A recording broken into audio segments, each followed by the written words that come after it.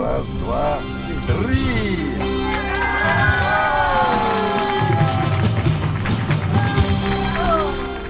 Конечно, мы жили в очень тяжелых условиях.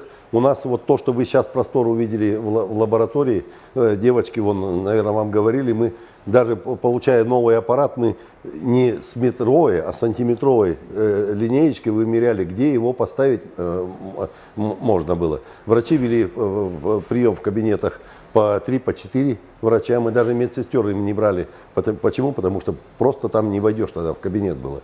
Сейчас у всех врачей отдельные кабинеты. Конечно, это очень большое событие для республики. Здание, по моим подсчетам, лет 30-40, ну 30 это минимум взял, лет 40-50 оно будет соответствовать именно современному, а потом уже начнется, как бы нужно думать будет о другом. Здесь у нас 6 этажей, значит, здание изначально планировалось как частная поликлиника, значит так, поэтому изначально это уже медицинское здание. 2 этажа у нас, 4-й, 5-й занимает поликлиника, лаборатория.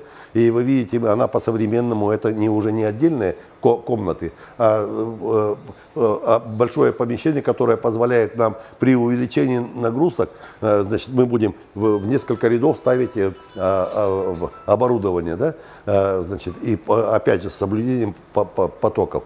2-й, 3-й этаж занимает у нас поликлиника, и 1-й этаж у нас занимают мигранты, ну и там вспомогательные службы.